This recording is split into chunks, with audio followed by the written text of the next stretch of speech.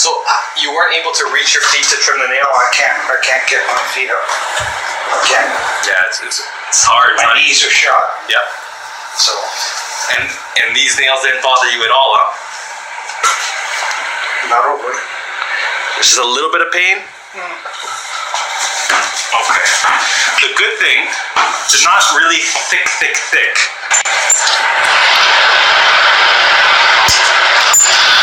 Okay. We're getting to the good stuff. So we got this one here. So if this one gets a little sensitive,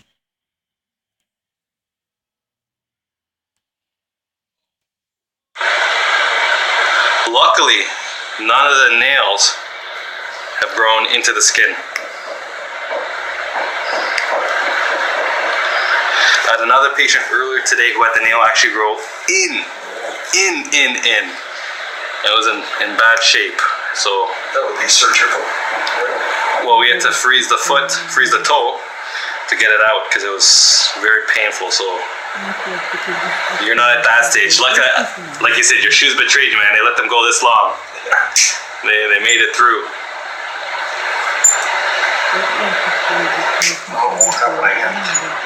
Oh, that's good. I'm happy that it's nothing worse than just some long toenails. So neither shot. You must have been super athlete back in the day. What was your sport? Did you play any sports back in the day, Chip? Oh yeah, it was football. Football, huh? Yeah. Smallest guy in the team. But usually smallest guy, biggest heart.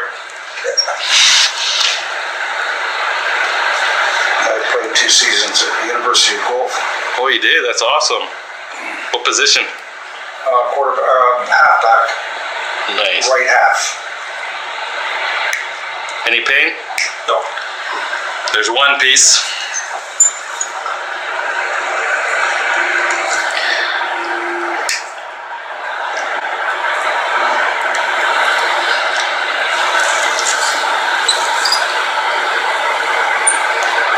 You need scripts for that one.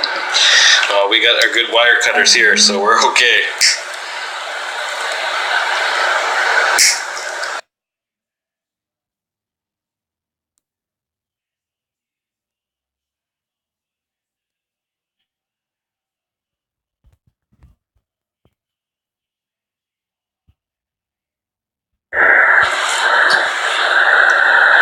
So we're just gonna trim this guy as much as we can. Yep. Catch the rest next time. No, we're gonna cut it down to its normal length.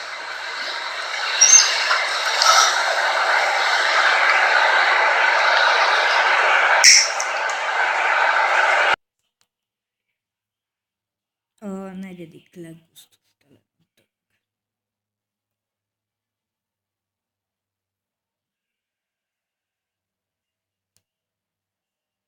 Hogy bírjátok ezt kinézni, anélkül, hogy kimondanátok, fúj. Ez mi?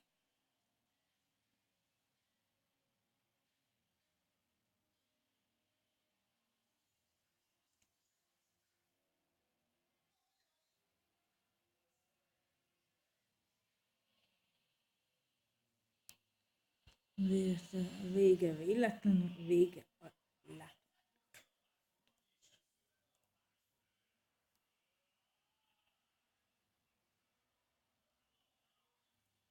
Cotton swab moistened slightly with water to aid its gliding along the skin. The swab is placed on the back of the tick, slightly obliquely, in order to push the tick in circles or to rotate it around its axis, its hypostome or mouth part. A tick's hypostome contains bristle or barb-like projections off the sides, which anchor it securely within the skin and often cause separation of the tick from its mouth parts during attempts at removal with tweezers. Using this technique, however, after about 3 to 5 rotations, the tick backs itself out of the skin without any parts left behind. This tick appears dead but is actually stunned and will... Harmadik leggusztustalanabb dolog, nem mintha nem szeretném megtisztelni, de fúj. Milyen aranyos, tele van mit Adrian petéi. Na hát Adriannak a petéi ott vannak. Adrian oda petézett.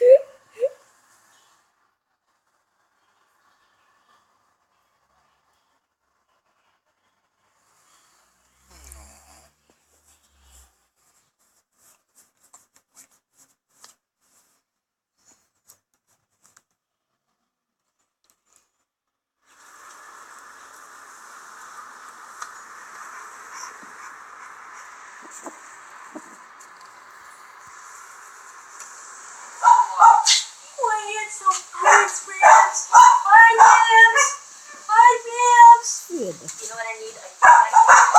You just hold them with the. Adrian petéi. Keep this up here. I just want to get the. Hi, Rams. Hi, Ramses. Meg tele van vagy. Ramsey. You are so handsome. You are such a handsome big boy. You're not seeing to get in his last foot. I gotta always pause.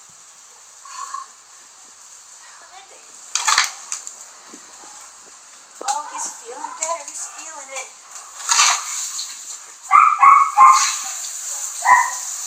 Jaj, csupa véres szegény. Boy.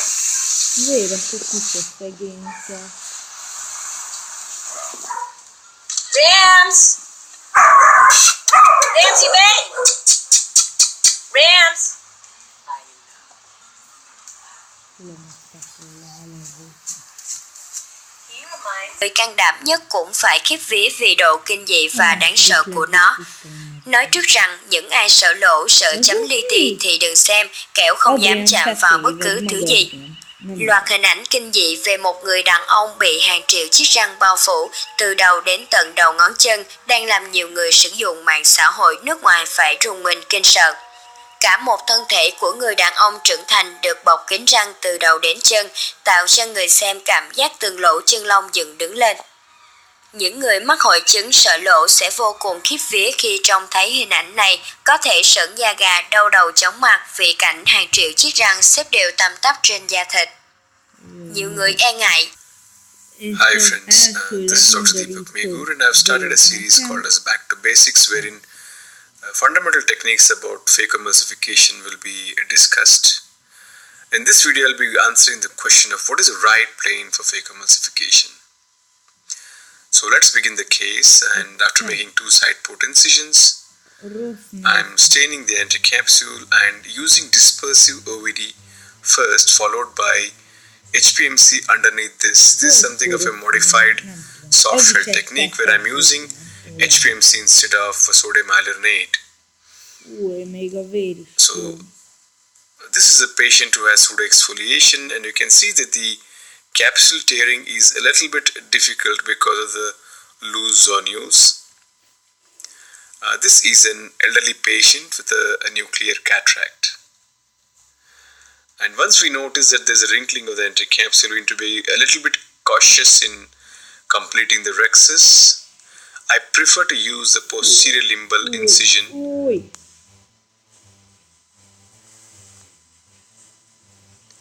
So I'm gently doing a hydrodissection, knowing that the nucleus is bulky and I'm dealing with the case of pseudoexfoliation. So just about a little bit of a fluid, I'm tapping the nucleus in the opposite quadrant to let out the fluid. And after injecting viscoelastic, I ensure that the nucleus in the cortex is totally devoid of any capsular attachments. So I begin my phaco. I plan to demonstrate a stop and chop technique in this case. So I'm stabilizing the nucleus with my left hand, the chopper, and then performing my grooving or sculpting. The trench has to be wider than this width of the tip so that the movement of the tip is not hindered. And after reaching about 70 to 80%, I'm trying to laterally separate the 2 large hemisections. I notice that it is the posterior plate is still not cracked.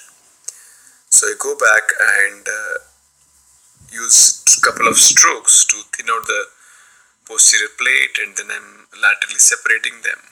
Now moving on to the chop here. After burying the phaco tip, I'm performing the vertical chop, and then this chop is continued at different planes because this is a slightly denser cataract. We don't expect it to chop in a single go.